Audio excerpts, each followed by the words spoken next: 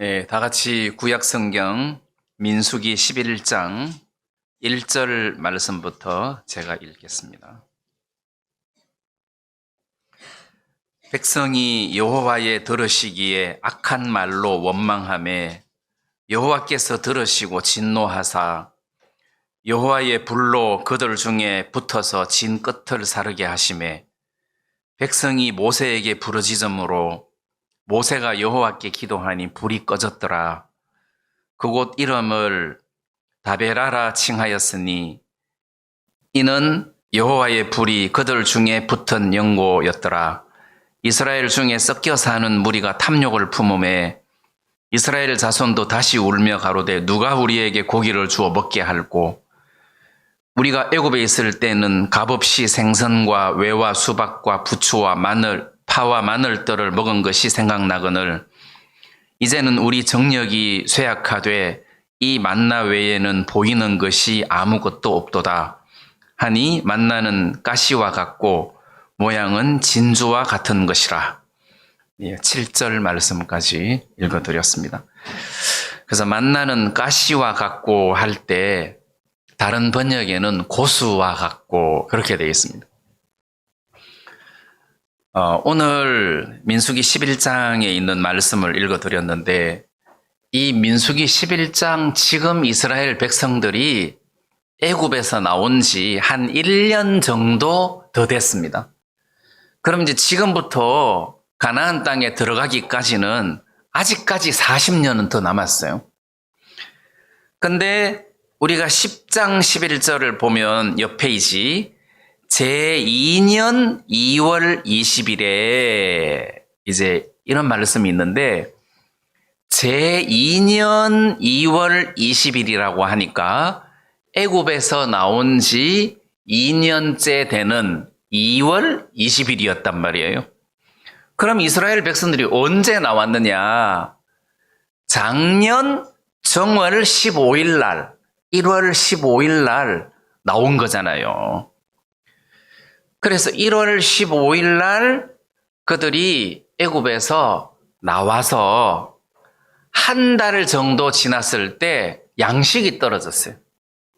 애굽에서 가지고 나온 그 가루 반죽을 다 먹고 양식이 떨어졌을 때가 애굽에서 나온 지 한 달 됐는데 그때 하나님이 이스라엘 백성들에게 만나를 주신 거예요. 그리고 좀 있다가 그들이 시내산 앞에서 가서 모세를 통하여 십계명 돌판을 받아 가지고 왔고 그리고 성막 만드는 법을 받았고 모든 율법을 하나님으로부터 그때 받았단 말이에요. 그리고 이제 성막을 만들고 그리고 다 만들어서 그 성막을 완성했을 때 그 성막 위에서 구름 기둥과 불 기둥이 이제 성막에 피어 올랐고 그리고 그들이 해가 바뀌어서 광야에서 첫 번째 유월절을 지켰어요. 그래서 첫 번째 유월절을 지키고 난 다음에 그리고 2년 2월 20일에 이스라엘 백성들이 출발을 했는데 출발하고 난 다음 얼마 안 돼가지고 지금 이 민수기 11장 이스라엘 백성들이 여호와 들으시기에 악한 말로 원망을 하며 하나님께서 진노하셔서 이스라엘 백성들의 진 끝을 불로 태워버리신 이런 사건이 지금 민수기 11장 앞부분에 나타난단 말이에요. 그래서 제가 오늘 이 말씀을 읽고 뭘 여러분들에게 말씀드리고 싶으냐 하면 이 사람들이 하나님 앞에 악한 말로 하나님께 원망을 하고 탐욕을 품을 때 우리는 우리 구원받은 사람이기 때문에 탐욕을 품지 말자. 그런다고 우리가 탐욕을 안 품을 수 있나? 안 된다는 거죠. 그럼 이스라엘 백성들이 왜 탐욕을 품었느냐?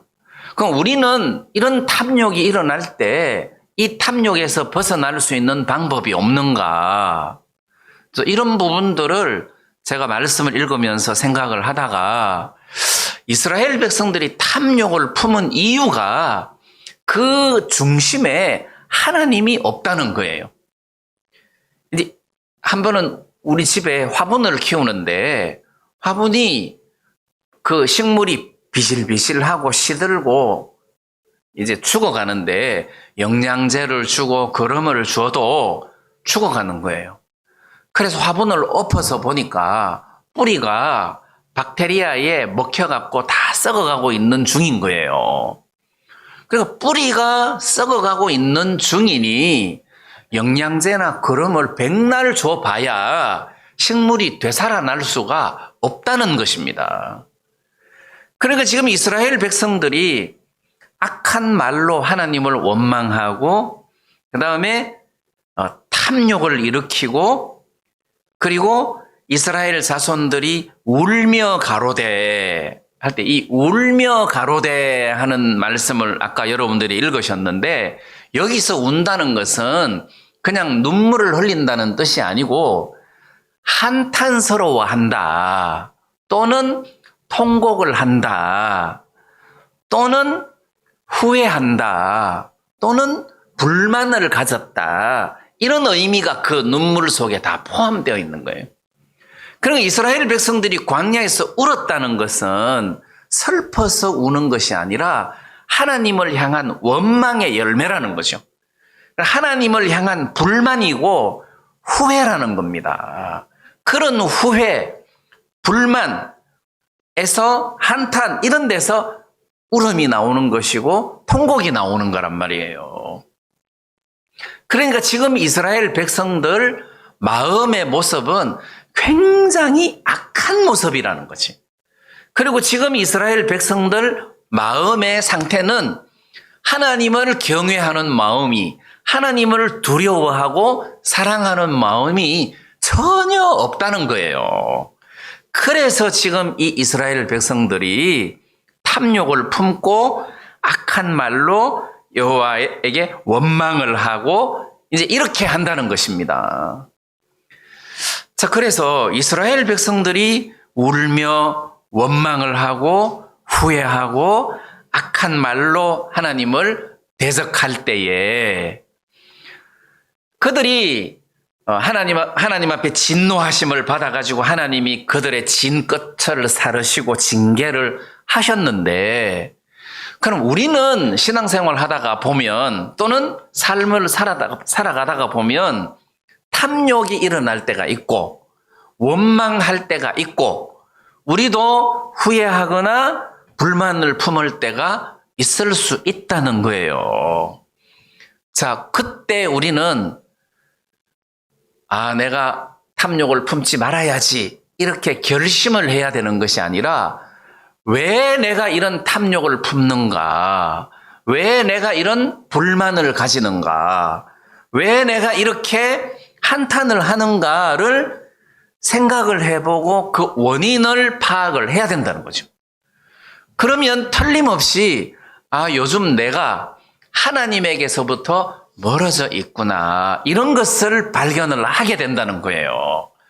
우리가 하나님하고 가까워져 있을 때 하나님하고 아주 가까워져 있을 때 원수가 나를 돌로 때려도 그들을 불쌍히 여기고 그들을 위하여 기도하고 이런 마음의 태도를 갖잖아요. 스데반의 순교하는 모습을 보면 하나님하고 아주 가까울 때는 이렇게 막 탐욕이 일어나는 것이 아니라 삭개오가 예수님을 자기 집으로 영접했을 때 그때 주님을 영접한 것을 인하여 너무 기뻐서 내가 재산의 절반을 가난한 사람에게 나누어 주겠다 이렇게 말한 것을 보면 사람의 마음이 주님하고 굉장히 가까워졌을 때에 그들은 탐욕을 버릴 수 있고 후회나 원망이나 불평 대신에 하나님 앞에 감사하고 영광을 돌리는 이런 마음을 소유할 수가 있다는 거예요. 그러면 우리가 이제 이 교회 시대를 살아가는 동안 주위에 탐욕을 가진 사람들이 많이 있잖아요.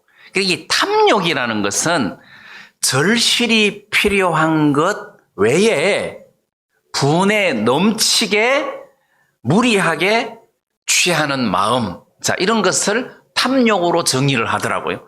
탐욕.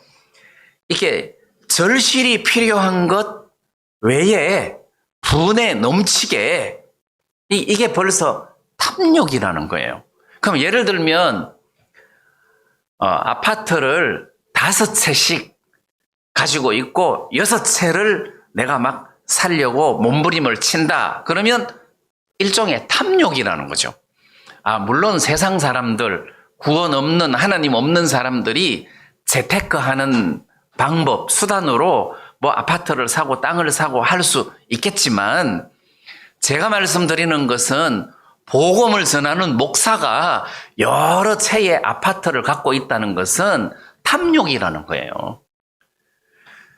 그 탐욕이라는 정의를 내리는 이유가, 그런 탐욕을 가진 사람은 아파트를 몇 채씩 산다는 그 자체가 문제가 아니라 마음이 하나님에게서부터 멀어졌기 때문에 그런 탐욕의 삶을 살게 된다는 거예요. 우리 과거에 수많은 선진들, 스펄전이나 요한 웨슬레나 이런 사람들의 경제관을 간증으로 들어보면 그렇게 돈을 축적하고 막 아파트를 몇 채씩 사고 하는 그런 일이 없었어요. 그 가진 수중의 돈을 생활비 일부만 남겨놓고 다 구제사업 하는데 다 썼단 말이에요. 자, 그래서 저는 이 탐욕이라는 것이 왜 생기냐? 그건 하나님으로부터 멀어졌다는 거죠. 하나님으로부터 멀어졌다. 저는 이 탐욕만 말하는 게 아닙니다. 내 마음 속에 막 분한 마음이 내 마음 속을 여러 날 동안 내 마음을 지배한다면 그것도 마찬가지예요. 내가 하나님으로부터 멀어졌기 때문에 이 내 마음을 못 다스린다는 뜻이에요.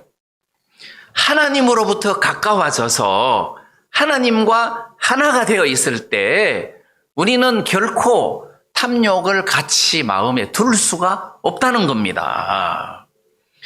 아까 우리 기도 중에 예수님과 하나님과 내가 하나가 되어 있는데 여기 탐욕이 들어와서 머물 공간이 생기겠느냐? 절대 생길 수가 없다는 거죠. 그래서 하나님하고 가까워졌을 때는 절대 이런 일이 탐욕을 가질 수가 없다. 자, 예를 들어서 엘리의 두 아들 흠니와 비느하스가 제사를 드리고 난 다음에 제사장에게 돌아올 분깃을 정상적인 방법으로 취해 간 것이 아니라 제사가 끝나기도 전에 자기들이 원하는 부위의 고기를 강제로 빼앗아 가지고 제사장 몫으로 취한 것을 보면 이것은 탐욕이라는 거죠. 그리고 이 흠니와 비느하스가 회막에서 수종드는 여인들을 끌어다가 간음을 하는 이런 악한 죄를 저지른 것도 그것도 탐욕이라는 거예요. 성탐이잖아요. 그러면 이런 어떤 탐욕이 왜 일어나느냐? 그 제사장들 마음에 하나님을 경외하는 마음이 없다는 거지. 하나님을 두려워한다든지 하나님과 가까이 동행한다든지 하나님을 사랑한다든지 이런 마음에 하나님을 향한 마음이 없기 때문에 그런 악한 짓을 계속 할 수 있다는 거예요.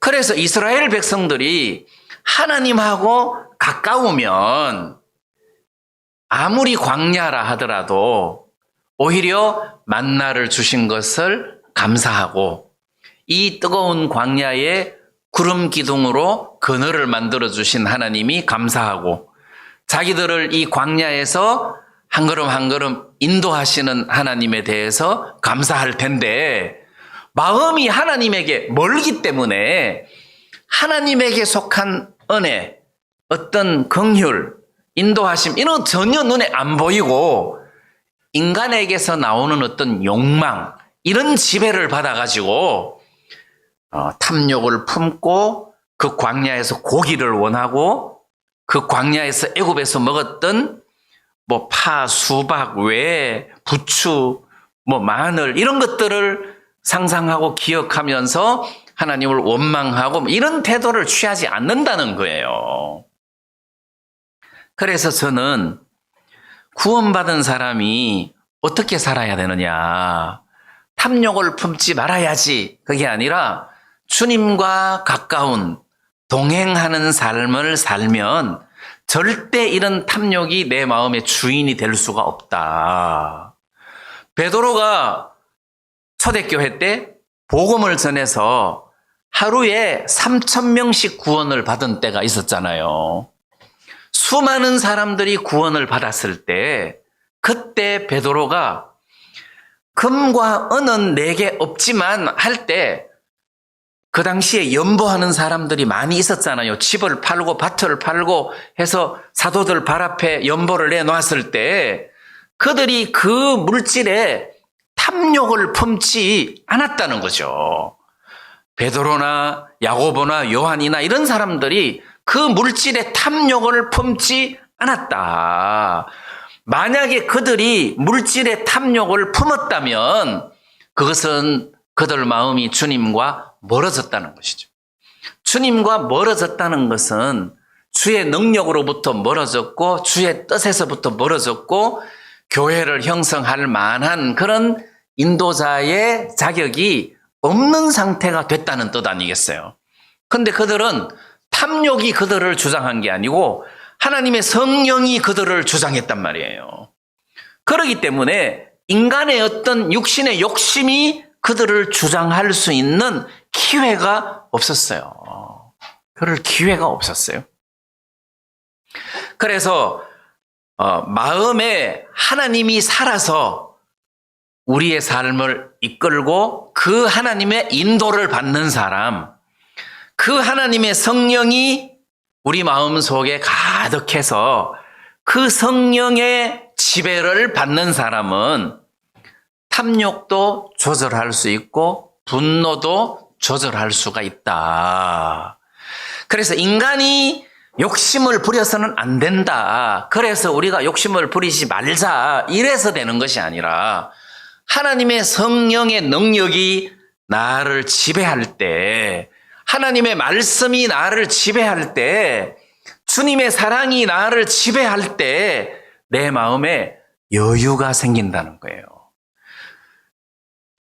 이 탐욕이라는 어떤 물질, 이 탐욕이라는 어떤 욕심, 이 대상, 이것보다도 더 좋은 하나님이라고 여기기 때문에 더 좋은 하나님이 내 마음에 가득 차니까 욕심에 끌려서 죄를 범하지 않는다. 그래서 우리 구원받은 성도들이 이웃을 사랑하고 분노를 조절하고 탐심을 물리치고 이런 어떤 의로운 경건한 삶을 살기 위해서 노력을 해야 되는 것이 아니라 첫째는 내 마음속에 예수님으로 가득 차는, 또 하나님의 사랑으로 내 마음이 가득 차는, 하나님으로 가득 차는 이 은혜를 먼저 입을 필요가 있다는 거죠. 이게 내 마음속에 가득 차면 여기에서부터 선한 행실이 얼마든지 나올 수 있는 것이다. 그래서 내 마음이 감사로 가득 차면, 내 마음이 주님으로 충만하면 웬만큼 어떤 사람이 나를 무시하거나 약을 올려도 그게 전혀 문제가 되지 않는다는 거예요. 그런 것을 보면 이스라엘 백성들은 문제가 많다. 이 광야의 이스라엘 백성들은 문제가 많다. 특히 시내산에서 율법을 받을 때 우리가 출애굽기 말씀을 읽어보면 그 시내산의 형편이 너무너무 두려웠단 말이에요. 그래서 출애굽기 19장 16절을 읽어보면 우레와 번개와 빽빽한 구름과 나팔 소리, 그 다음에 18절에는 연기가 자욱하고 여호와께서 불 가운데서 강림하셨고 연기가 옹기점 연기같이 떠오르고 온 산이 크게 진동하고, 그 지진이죠.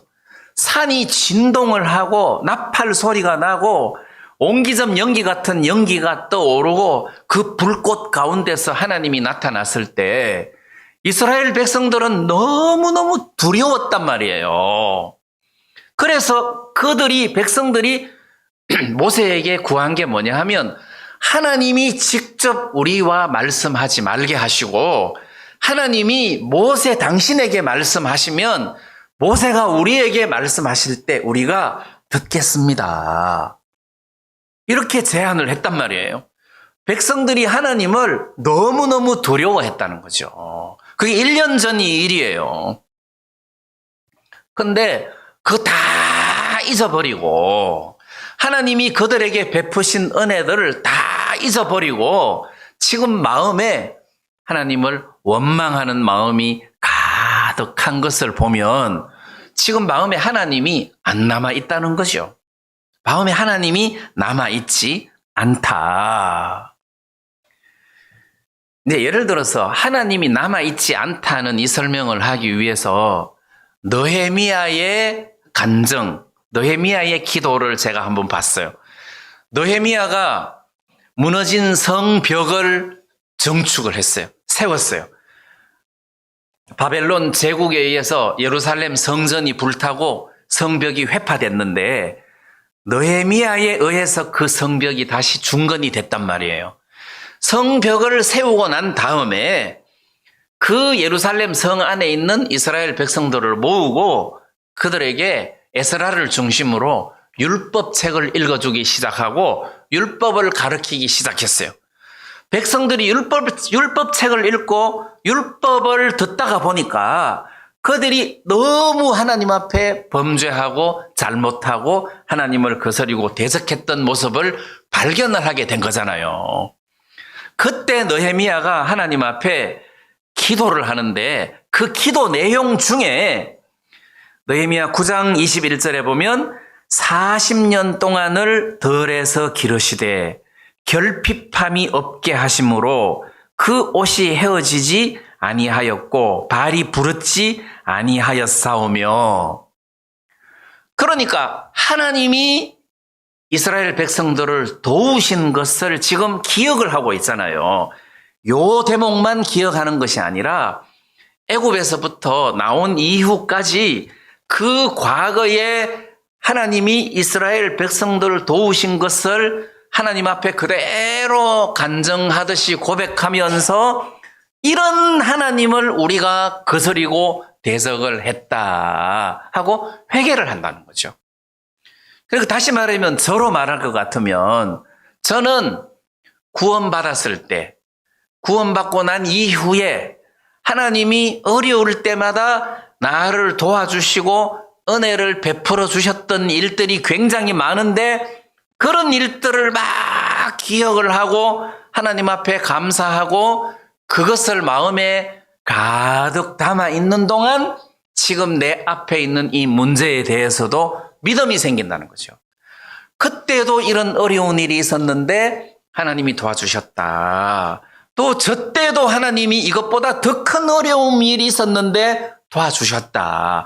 이번에도 이 일을 도와주시겠구나 하는 그런 믿음이 마음속에 생기면서 이 문제를 하나님 앞에 맡기고 돌파해 나가고 헤쳐나가는 일을 하는 것이지 원망이나 불평이나 후회가 내 마음을 사로잡도록 하지 않는다는 거죠.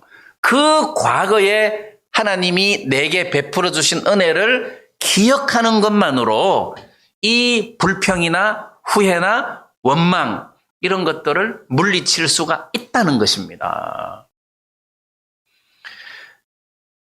그 다윗도 그렇잖아요. 다윗이 시글락에 돌아왔을 때 시글락이 다 불탔어요. 처자식과 짐승들은 다 누가 쳐들어와서 불질러버리고 다 빼앗아 갔어요. 그때 다윗을 따르는 600명이 다윗과 그 따르는 백성들이 울 기력이 없도록 울었다 그랬어요. 울 기력이 없도록 울었다. 그 어른들이 대성통곡을 하면서 울었다는 것이잖아요. 그러면 그 순간 그들은 하나님이고 약속이고 말씀이고 하나도 없는 거예요. 울 기력이 없도록 실컷 울고 난 다음에 그 600명의 행동이 어떻게 변합니까? 다윗을 때려 죽이자. 자, 다윗을 따랐을 때는 왜 따랐겠습니까? 소망을 가지고 따랐던 것 아닙니까? 다윗을 따랐을 때는 저 사람은 사무엘로부터 기름 부음을 받은 자인데 사울을 버리시고 다윗을 세워서 왕으로 세우려고 하시는데 저 다윗이 하나님이 세우신 왕이다. 저를 따르는 것이 하나님을 따르는 것이다 해서 다윗을 따랐을 거 아니에요. 그런데 울 기력이 없도록 울고 나니까 그 마음에 하나님도 없고 약속의 말씀도 없고 다윗도 없고 아무것도 없는 거예요. 우리가 이 다윗을 때려 죽이자.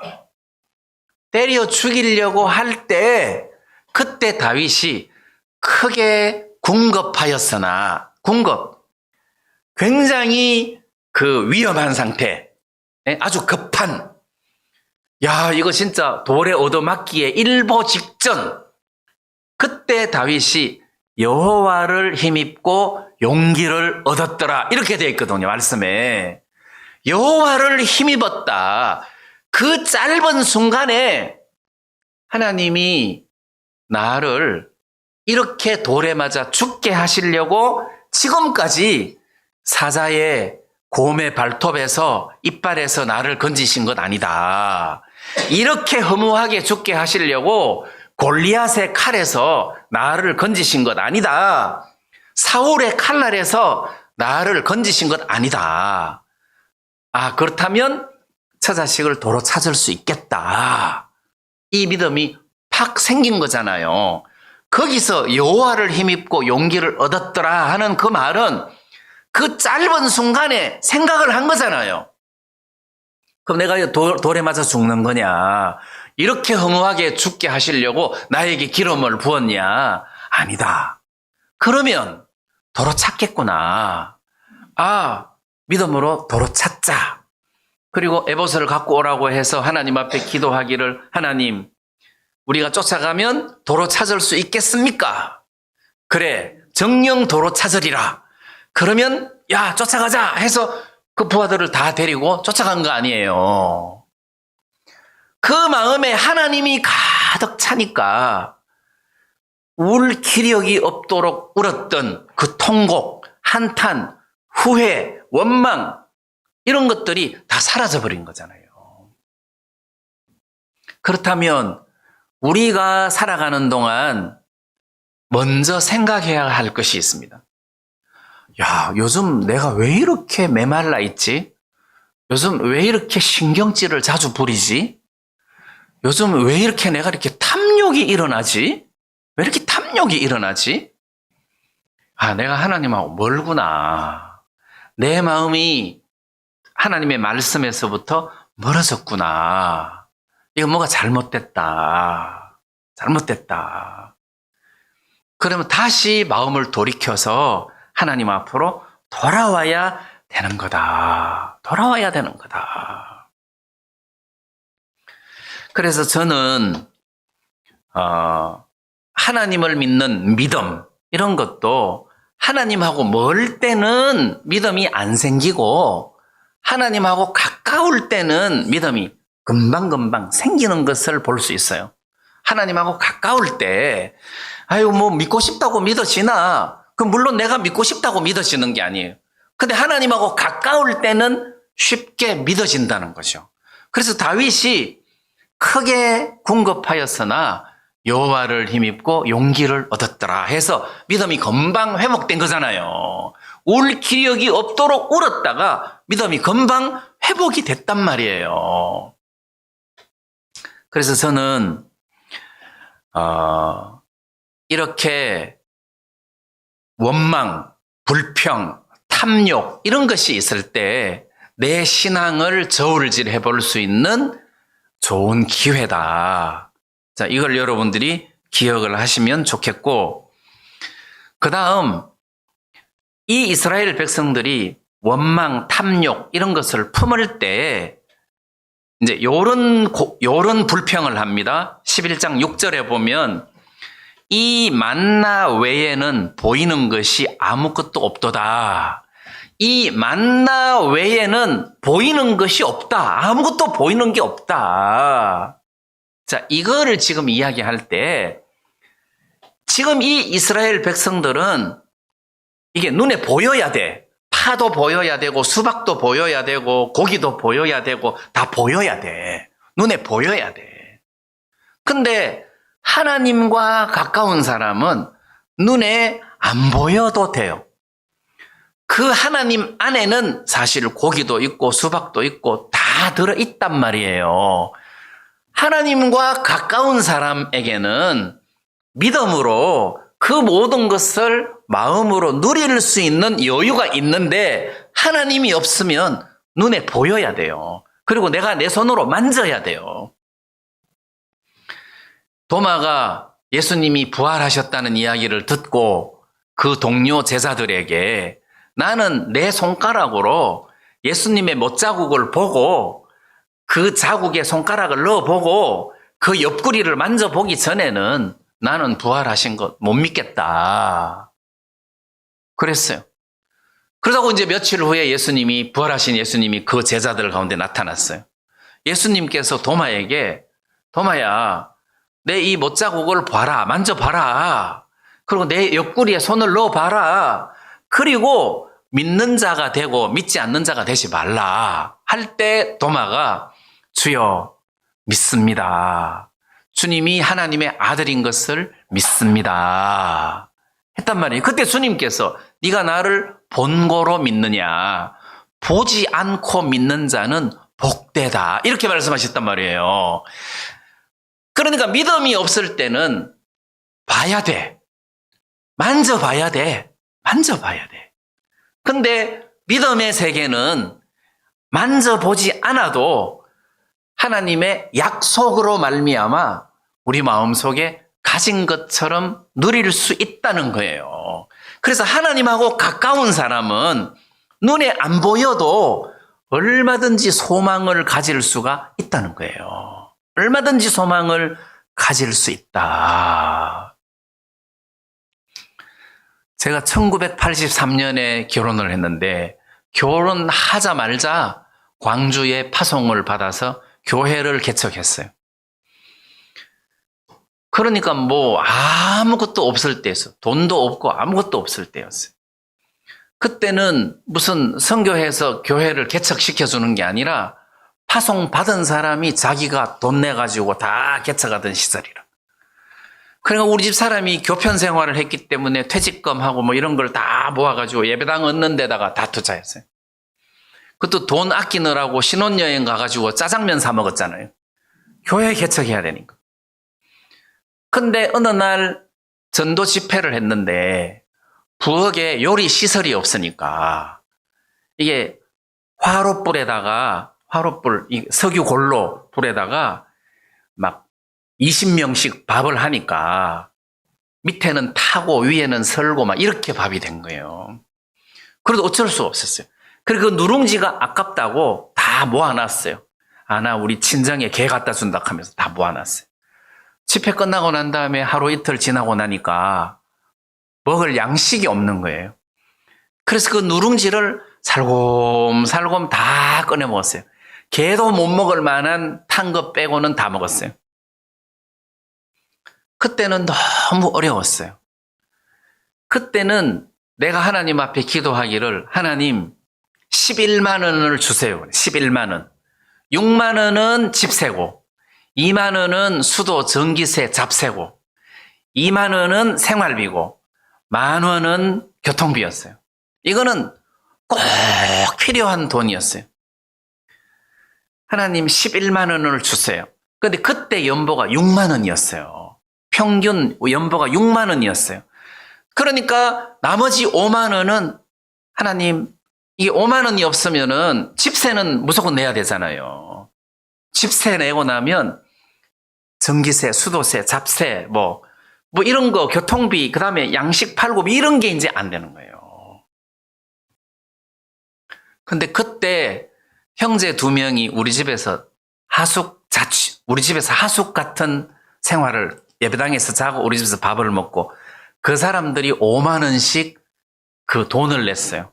5만 원씩. 둘이 합쳐서 5만 원.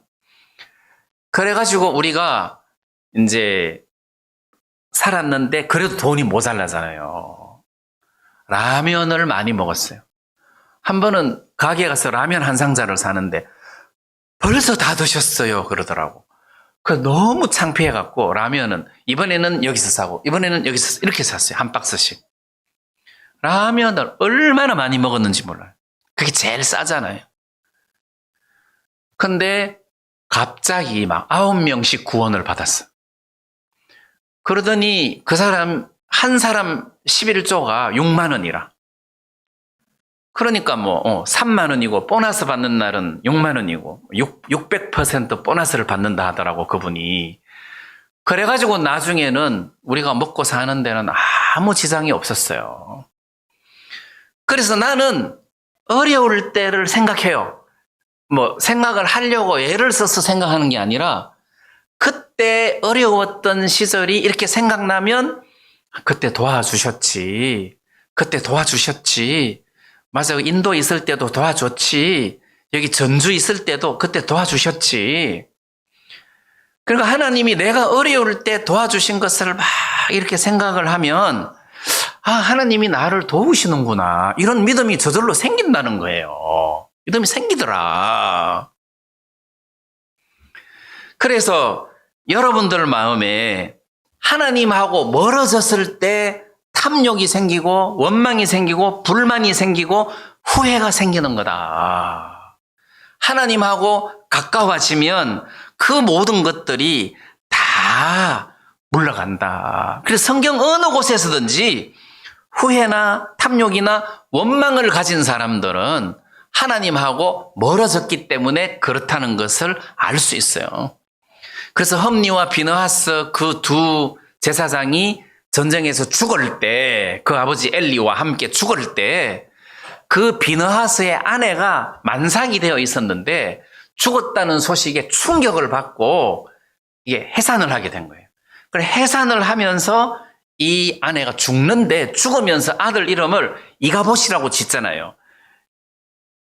여호와의 영광이 이스라엘을 떠났다 해서 이가봇이라고 이름을 짓잖아요. 그러니까 이 비느하스의 아내에게는 소망이 전혀 없는 거예요. 근데 우리가 성경을 보면 그 전쟁을 통해서 타락한 제사장들을 제거하고 사무엘을 다시 세우시면서 이스라엘을 새롭게 하고 정결케 하고 하나님이 충만하게 임재하실 수 있는 그런 여건을 만든 것인데 그런 하나님의 뜻을 모를 뿐더러 하나님하고 거리가 머니까 자기 눈에는 절망밖에 안 보이는 거예요. 하나님이 안 보이니까 하나님의 영광이 이스라엘을 떠났다 이렇게밖에 생각을 안 한단 말입니다. 하나님이 없을 때 절망스러운 소리를 하는 거예요. 마음에 하나님이 계시는 사람은 법궤를 빼앗겼어도 우리는 법궤 빼앗긴 것이 아니다. 누가 하나님을 빼앗아 가냐. 빼앗긴 법궤가 블레셋에 가서 블레셋을 박살을 냈잖아요. 전염병을 일으켜갖고 법궤가 있는 도시마다 전염병으로 죽은 사람이 너무너무 많았단 말이에요. 그래서 블레셋 사람들이 법궤를 다른 도시로 옮기려고 하니까 그 도시 사람들을 반대하고 해서 결국은 이스라엘 백성들에게 법궤를 돌려주잖아요. 그러니까 하나님을 빼앗을 자가 누가 있겠느냐는 거예요. 믿음을 가진 사람은 빼앗겨도 문제가 안 된다는 것입니다. 결국 이스라엘 백성들이 하나님을 원망하고 그 다음에 부르짖고 그 다음에 울고 우리 눈에 보이는 게 아무것도 없도다 그러고 눈에 보이는 것만 찾고 한다면 하나님하고 멀어졌기 때문에 일어나는 현상이다.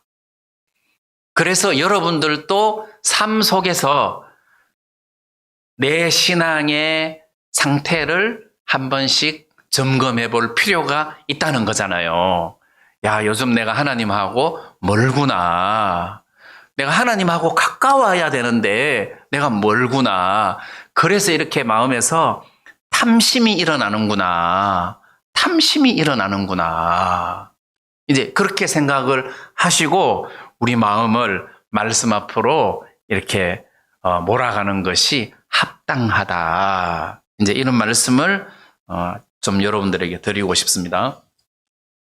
그 다음에 이제 또 다른 각도에서 제가 좀 이렇게 말씀을 드리자면, 우리가 과거에 하나님이 어려울 때 이렇게 도우셨다는 것을 기억하듯이 이스라엘 백성들도 좀 이렇게 과거를 뒤돌아보면 이런 탐욕을 이렇게 물리칠 수 있을 만한데 이들은 전혀 그 생각을 안 한다는 거죠.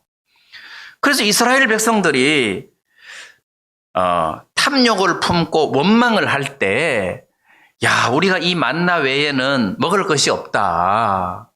야, 우리 괜히 애굽에서 나왔다 하고 원망을 할 때, 원망을 하기 전에 뒤로 조금 시간을 돌려보자는 거죠.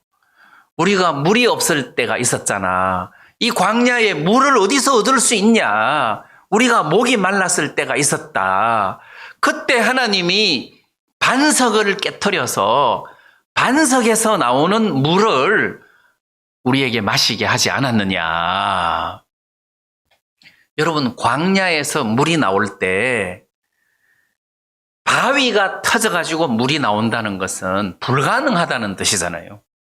근데 바위가 터져서 거기서 물이 나와가지고 그 많은 짐승들까지 다 먹었다는 것은 기적이라는 거예요. 뿐만 아니라 우리가 애굽에서 나온 지 한 달 됐을 때 애굽에서 가지고 나온 양식이 다 떨어졌다. 먹을 것이 없었다. 그때 아무도 생각하지 못했던 만나를 하나님이 주셔서 지금까지 우리가 매일 만나를 먹고 굶어 죽지 않고 산 걸 보면 하나님이 우리들에게 먹을 것을 주신 것이 아니냐. 하나님이 우리에게 양식을 주신 것이다. 이런 하나님이 지금 우리 눈앞에 구름 기둥으로 불 기둥으로 보이고 우리 진 가운데는 하나님의 성막, 이게 하나님의 처소, 하나님이 머물러 계시는데 이것 조금 고기가 없다고 해서 하나님 앞에 원망을 하거나 불평을 해야 될 일이 아닌 것 같다. 만약 우리에게 고기가 필요하다면 하나님께 부탁을 해서 우리들에게 먹을 고기를 좀 달라고 하면 되는 거지, 이걸 원망을 하거나 불평을 해야 될 일이 아닌 것 같다. 과거에 하나님이 자기들에게 역사하신 이런 역사를 이렇게 충분히 기억을 하면 마음에서 그래, 우리가 하나님께 한번 기도해보자. 하나님께 한번 부탁해보자. 이 원망 대신에 이 정도 부드러운 마음이 형성될 텐데 그게 아니었다는 거죠. 뿐만 아니라 1년 좀 전에는 홍해 바다가 갈라진 거잖아요. 홍해 바다가 갈라졌을 뿐만 아니라 애굽에서 10가지 재앙을 내리실 때 자기들을 괴롭히고 자기들을 어렵게 힘들게 만들었던 애굽을 박살낼 동안에 이스라엘 백성들은 하나님이 안전하게 지켜주시고 보호하셨잖아요. 그런 걸 보면 야, 이 진짜 위대하신 하나님이다. 능력이 많으신 하나님이다. 우리를 지배하고 우리를 괴롭혔던 애굽을 박살냈을 뿐만 아니라 홍해 바다를 갈라내시고 우리로 마른 땅을 건너게 하시고 그리고 우리를 쫓아오던 애굽의 그 많은 병거들을 전부 다 물에 수장시키시고 우리를 애굽에서 완전히 벗어나게 하신 이런 하나님, 이런 하나님이 우리 진 가운데 계시는데 우리가 원망을 하거나 불평을 해야 될 일이 아닌 것 같다. 이렇게 생각을 하면 이게 하나님을 향하여 마음을 열리고 하나님을 향하여 마음이 열리고 하나님을 사랑하고 뭐 이렇게 될 텐데 전혀 그렇지 않고 어떤 형편이 찾아올 때마다 그들은 원망하고 불평하고 원망하고 불평하고 거스리고 대적하고 이렇게 하더라는 거예요. 그래서 이게 하나님이 없는 유괴의 특징이다. 그 다음에 이제 또 하나는 이스라엘 백성들이 과거에 좀 전에 일어났던 그 하나님의 역사를 기억하면서 믿음을 가지기도 하겠지만 전체적인 판을 읽어야 된다는 거죠. 전체적인 판을 읽어라. 이거 무슨 뜻이냐면 우리 조상이 아브라함이다. 우리 조상 아브라함에게 하나님께서 말씀하시기를 자식이 없는 아브라함에게 너의 후손이 하늘의 별처럼 바다의 모래알처럼 많게 할 것이다. 그런데 그 네 후손이 이방에서 객이 될 것이다. 그 이방 사람들이 너희 후손들을 괴롭게 할 것이다. 그리고 네 후손들은 그들을 섬길 것이다. 그 이후에 많은 재물을 거느리고 네 후손들이 거기서 나올 것이고 하나님은 그들을 징치할 것이다. 많은 재물을 가지고 나와서 지금 네가 거하는 이 가나안 땅에 거하게 될 것이다. 이런 전체적인 어떤 하나님의 말씀에 의지해서 요셉이 죽을 때 내 장사를 애굽에서 치르러라. 그러나 언젠가 하나님이 너희들을 권고하셔서 가나안 땅으로 가게 하실 때가 있는데 그때 내 해골을 가지고 가라. 그랬단 말이에요. 그래서 이스라엘 백성들이 애굽에서 나올 때 요셉의 해골을 취하니라 그렇게 돼 있잖아요. 요셉의 해골을 가지고 나왔고 지금 이스라엘 백성들이 요셉의 해골을 가지고 있단 말이에요. 그러면 하나님이 약속대로 이렇게 되어가는구나. 약속대로. 그럼 우리가 언젠가는 가나안 땅에 들어가겠구나. 가나안 땅에 들어갈 동안 하나님이 우리를 보호하시고 지키시겠구나. 그러면 양식, 물, 전쟁, 신발, 의복 이런 게 전혀 문제가 되지 않겠구나 해서 계산을 해보면 이 하나님은 믿을만하다. 이 하나님을 믿으면 문제가 안 되겠구나. 이렇게 얼마든지 생각할 수 있다는 거죠. 말씀에 근거해서 이스라엘 백성들이 전체적인 판을 읽을 수 있었다면 이렇게 원망 안 한다는 거죠. 그리고 출애굽기에서도 하나님이 이스라엘 백성들에게 모세를 통해서 말씀하시기를 내가 너희들을 제사장 나라로 만들겠다. 제사장 나라로 만들겠다. 이렇게 하나님이 약속을 하셨잖아요. 그래서 출애굽기 19장 6절에 보니까 너희가 내게 대하여 제사장 나라가 되며 거룩한 백성이 되리라. 너는 이 말을 이스라엘 자손에게 고할지니라. 그러니까 이스라엘 백성들이 우리로 하여금 제사장 나라, 거룩한 백성으로 만드신다고 하셨구나. 제사장 나라라는 것은 하나님이 이스라엘 백성들을 통해서 모든 이방인들에게 당신의 뜻을 나타내겠다. 그리고 모든 이방인들의 문제를 이스라엘 백성들을 통해서 내가 받아서 해결하겠다. 그런 의미잖아요. 그래서 전체적인 하나님의 약속, 좀 이상한 말로 전체적인 판을 읽을 수 있는 그런 능력이 있으면 이게 능력이라기보다도 그게 어렵지 않다는 거죠. 하나님을 결코 원망하지 않는다. 우리도 마찬가지잖아요. 여러분들이 신앙생활 할 때 가장 중요한 것은 성경에서 말씀하시는 전체적인 판을 읽는 거예요. 예수님이 왜 예수님이 이 세상에 오셨냐? 우리를 구원하시기 위하여 오신 것 맞잖아요. 예수님이 우리를 구원하셨다. 목적이 뭐냐? 교회를 형성하는 거잖아요. 예수님의 몸된 교회를 형성하는 것이고 언제까지 이 교회를 형성하시는 것이냐? 이방인의 충만한 수가 구원받을 때까지, 이방인의 충만한 수가 찰 때까지 하나님은 이 교회 시대, 은혜의 시대를 허락하시고 하나님이 교회를 세워나가신다. 그럼 이방인의 충만한 수가 끝나면 교회 시대는 끝나는 거잖아요. 교회 시대가 끝나면 환란기가 찾아오고 환란기가 끝나면 예수님이 다스리시는 왕국 시대가 온다. 그러면 이 은혜의 시대 때 우리가 해야 할 일은 첫 번째 목적이 뭐냐? 이방인의 충만한 수가 구원을 받을 때까지 그 일에 쓰임을 받는 것이다. 복음을 전하는 것이나 복음을 간접적으로 뒷받침하는 것이나 그 다음에 교회가 모여서 하나님을 섬기고 예배를 하는 것이나 이런 모든 것들을 통틀어서 하나님의 뜻을 이루어 나가는 그런 일들을 하는 것이기 때문에 제가 복음을 전해보니까 내가 복음을 전하는 것이 아니라 교회가 복음을 전하더라고요. 혼자서 복음을 전하는 것은 능력이 많이 떨어지더라고요. 교회가 복음을 전하는 거다. 우리가 이렇게 모여서 예배를 드리고 이렇게 모여서 신앙생활을 하는 동안에 새로운 사람을 하나씩 데리고 오게 되고 이렇게 모여서 하다가 보니까 수양회도 하게 되고 수양회도 하다가 보니까 또 새로운 사람들이 와서 구원받고 그러니까 이제 교회를 통해서 하나님이 뭔가를 이렇게 자꾸 세워나가시는 일을 하는 것을 이렇게 보면서 하나님의 뜻은 이 시대의 하나님의 뜻은 교회를 세워나가는구나.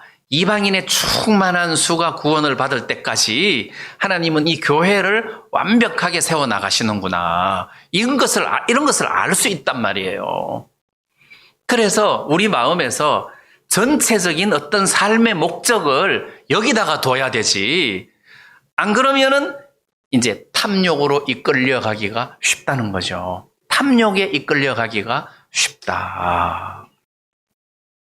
제가 여러분들에게 말하는 탐욕이라는 것은 그냥 일반적으로 우리에게 필요한 모든 것들을 하나님 은혜로 공급받는 것 말고 분에 넘치게 욕심을 부리는 것. 이건 특히 이렇게 사역하는 나한테는 아주 악한 것이다. 필요 이상으로 욕심을 부리는 것은 진짜 악한 것이다. 그것은 하나님하고 마음이 멀어졌다는 증거다. 이런 생각이 좀 들더라고요. 그 다음 하나님께서 이 시대에 하나님이 원하시는 것은 이방인의 충만한 수가 들어와서 구원을 받고 교회가 완성되는 이게 하나님의 뜻인데 그러기 위해서 하나님이 성령을 주신 거잖아요. 성령을 주신 거잖아요. 가장 귀한 것을 이 교회 가운데 주셔서 구원받은 성도들 마음에 주셔서 그 성령의 능력으로 말미암아 이 모든 일들을 감당하게 하셨다는 거잖아요. 그래서 하나님의 성령이 내 마음에 또는 여러분들 마음에 감동을 주실 수가 있어요. 감동을 주거나 이 감동을 준다는 말은 저는 어떤 때는 그래요. 내가 이 사람에게 복음을 전해야 되는데 부담스러워가지고 내가 복음을 못 전하고 있을 때 그때 감동을 주신다는 거죠. 그리고 한 번은 강릉에 이종섭 목사님이라고 딕성 교사님 밑에서 훈련받은 목사님 교회에 집회 강사로 갔는데 그때 일반 교회 목사님 한 분이 참석했어요. 근데 한 방에서 자고 같이 이렇게 하는데도 복음 전할 타이밍을 내가 갖지를 못했어요. 그냥 평범하게 이렇게 탁탁 질문하기가 쉽지 않았다고요. 근데 마지막 밤, 그러니까 이제 그 다음 날 오전에 끝나는데 그 전날 밤에 저녁 집회 마치고 이렇게 수박 잘라놓고 이렇게 담소를 하고 있는데 그 목사님이 옆에 있고 이종섭 목사님, 사모님, 웬 선교사님 내외 이렇게 6명이 둘러앉았는데 내 마음에서 막 감동이 생기는 거예요. 너 이 사람한테 복음 언제 전할 거야? 내일 끝나. 그리고 내일 이 사람한테 복음 전할 시간이 있을 것 같아? 지금이 적기야. 지금 이렇게 담소를 나누는데 내가 이렇게 복음 전한다는 것도 쉽지 않고 개인적으로 목사님도 선교사님이 있는데 야, 이거 참 복음 전하는 것도 쉽지 않은데 너 이 사람한테 복음 안 전하면 너 평생 후회할 거야. 너 목사 아니야? 목사 맞잖아. 너 이 사람한테 복음 전해. 이런 어떤 감동, 이 두근두근 하는 마음, 이런 거 여러분들도 느낀 적 있잖아요. 두근두근. 그래서 하니까 다 조용하더라고. 그때 제가 27살이었어요. 그 목사님은 41살인가 그렇고, 이종선 목사님은 이제 아마 40세쯤 됐을 거예요. 그때도 40살 넘었겠네요. 근데 목사님 구원 받았습니까? 해가지고 그때 그 목사님이 구원을 받았어요. 그리고 세례도 받았어요. 나는 옛날에 받은 거 가짜야 그러면서 그때 같이 바닷가에 가서 침례도 같이 받았어요. 그러니까 그런 경우에 마음에서 막 이런 어떤 감동이 일어날 때가 있어요. 마음에서. 그럼 내가 이제 이걸 안 할 수가 없잖아요. 그러면 내 인생에서 하나님의 성령이 이렇게 마음에서 감동을 줄 때가 있었다. 한 번은 야외 예배를 갔어요. 어떤 할머니가 사람들 많은 데서 봉투를 주시는 거예요. 봉투를 하나 주시는 거예요. 야외 예배 갔으니까 사람 많죠. 봉투를 주시는 거예요. 그래서 그 봉투를 아이고 감사합니다 하고 받아가지고 뒷주머니에다가 넣었어요. 보통 이제 이런 양복 같은 경우는 앞주머니에다가 넣는데 그때는 야외 예배라서 체육복을 입고 있었거든요. 뒷주머니에다가 넣었어요. 그러고는 잊어버린 거예요. 그리고 집에 와가지고 이제 체육복 입을 일이 없잖아요. 그래서 늘 양복을 입고 그 어느 날 그 체육복을 정리하려고 만지니까 뭔 종이가 있더라고요. 해서 보니까 봉투인데 생각이 나는 거예요. 그리고 보통 할머니들이 저한테 얼마 주겠습니까? 10만 원, 20만 원 이렇게 주죠. 나는 거르리라고 생각하고 봉투를 열어보니까 400만 원인 거예요. 400만 원. 그러니까 땡 잡은 거잖아요. 400만 원을 줬어요. 그러니까 그때 내 마음에서 40만 원만 정도만 돼도 내가 이거를 그냥 내가 쓰겠는데 400만 원인데 이거를 내가 써서는 안 되겠다는 이 두근거리는 마음 있잖아요. 이게 없었으면 그냥 내가 썼죠. 이게 막 감동? 그 어떤 마음이 막 생기니까 연보해야 되겠다 해서 내가 그냥 연보해버렸어요. 그렇다고 해서 내가 굶었느냐? 그것도 아니에요. 그러니까 어떤 때는 내가 순진하다 또는 정직하다는 것을 말하려고 하는 게 아니라 어떤 때는 이렇게 감동이 올 때가 있다는 거죠. 성경을 읽는다든지 이럴 때도 내가 성경을 읽어야지라기보다도 무슨 감동이 와서 성경을 잡고 내가 그 속에 빠져들어갈 때가 있단 말이에요. 그러니까 구원받은 사람에게 하나님이 성령을 주셔서 그 어떤 성령의 감동을 받거나 인도를 받거나 또는 위로를 받거나 지혜를 얻거나 안식을 얻거나 이럴 수 있기 때문에 하나님이 이 교회와 우리에게 성령을 주신 거잖아요. 이거를 여러분들이 무시하거나 업신여겨서는 안 된다는 거죠. 우리에게는 이런 하나님의 성령, 보혜사 성령, 위로자 성령이라고 되어 있습니다. 다른 번역에는. 자, 그래서 이런 성령이 우리들에게 계신다. 이런 것도 중요하고, 그 다음에 교회를 형성했다는 거죠. 그냥 구원받고 난 다음에 알아서 살아라가 아니고, 이렇게 교회를 형성해서 서로 교제하게 하셨단 말이에요. 그래서 이렇게 교제하는 동안 교제의 폭이 넓어질수록 이렇게 얻어지는 것이 많더라는 거죠. 교제의 폭이 넓어질수록 우리 마음이 충만해지는 거예요. 하나님이 우리들에게 교회도 주셨죠. 이 교회 가운데 은사를 주셨잖아요. 은사를 주셔가지고 저는 말씀 전하는 은사가 있지만 다른 은사는 없잖아요. 다른 은사를 가진 사람들을 보고 내가 많이 감동을 받거나 은혜를 입을 때가 많다는 거죠. 하나님이 성령으로 말미암아 이 교회 안에 은사를 주셔서 서로 배우게 하시고 은혜를 입게 하셨단 말입니다. 이런 교회를 주신 것도 감사한 일이고, 그다음 진짜 감사한 것은 66권의 성경책을 주셨다는 거예요. 인류 역사상 66권의 성경을 지금처럼 한 손에 딱 들고 읽을 수 있는 시대가 없었어요. 지금부터 100년 전만 해도, 그러면 1920년 우리 할머니 글 못 읽었어요. 그 글을 읽을 줄 모르는 사람도 많았을 뿐더러 성경책 자체가 없었어요, 아예. 그러니까 우리가 지금 100년 전 그러면 우리나라에 그 쪽복음 정도 있었을 텐데, 이렇게 성경을 마음대로 읽을 수 있는 기회가 없었습니다. 전에도 말씀드렸던 것처럼 구텐베르크가 금속 활자를 발명할 그 무렵에 성경책 한 권을 구하려면 집 한 채 값이 들었다 할 정도로 비쌌단 말이에요.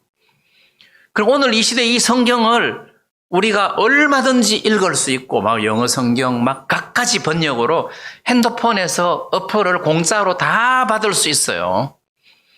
그런데 이렇게 많은 말씀들을 우리가 소유할 수 있게 됐다는 거죠. 그거를 읽으면 이 시대를 향한 하나님의 전체 판을 읽을 수 있다는 거죠. 하나님의 뜻을 전체적으로 읽을 수 있기 때문에 어떻게 살아야 되는지에 대한 어떤 방향 설정이 된다는 거죠.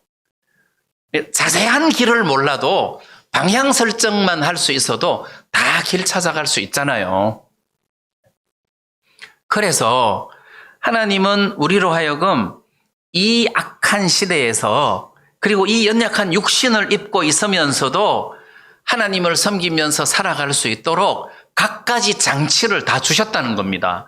교회를 주시고 성경도 주시고, 그리고 하나님의 성령, 보혜사 성령도 주셔서 이 것들로 우리로 하여금 하나님을 섬기면서 반듯하게 살아갈 수 있도록 해 놓으셨다는 거예요.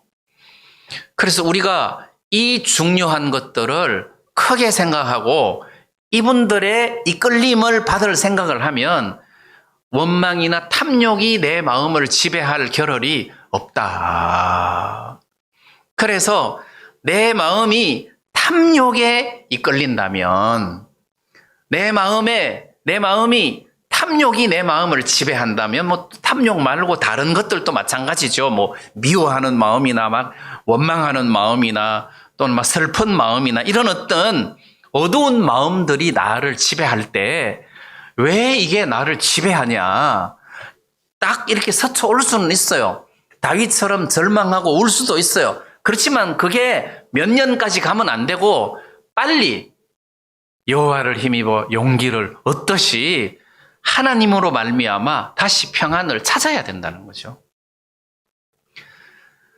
그게 어렵거나 힘드는 것이 아니라 하나님께 내 모든 문제를 맡기는 순간 나는 그 모든 것에서 해방받을 수 있다. 그래서 저는 요즘 건강에 들어와가지고 이렇게 문제가 생기면, 하나님은 감당할 수 없는 시험 당함을 허락지 아니하시고, 나는 그 말씀이 자꾸 생각나는 거예요. 감당할 수 없는 시험 당함을 허락지 않는구나. 또 로마서 8장에는 하나님을 사랑하는 자, 곧 그 뜻대로 부르심을 입은 자들에게는 하나님이 이 모든 것들을 합력하여 선을 이루시느니라. 하나님이 이 모든 것들을 합력해서 선으로 이루시겠구나. 참 이거는 감사한 일이네. 이렇게 거기서 빠져나갈 수가 있다는 거죠. 어떤 형편에서. 그래서 오늘 민수기 11장 이스라엘 백성들의 원망, 불평을 통해서 우리도 혹시 이 광야 여정 속에서 형편에 못 이겨가지고 하나님을 원망하거나 불평할 때가 없는가를 살펴보고 원망을 하거나 불평하는 그 원인, 이유를 여러분들이 좀 연구해서 내 마음이 하나님하고 멀어져서 그렇구나 이렇게 생각하시고 하나님과 가까워지시고 하나님의 은혜를 입으시면 그 형편에서 벗어나서 평안을 찾으시고 하나님을 섬기는 그런 귀한 성도로 세우심을 입게 될 줄을 믿습니다. 네, 오늘 말씀 여기까지 드리겠습니다. 우리 다 같이 찬송 한 장 부르겠습니다.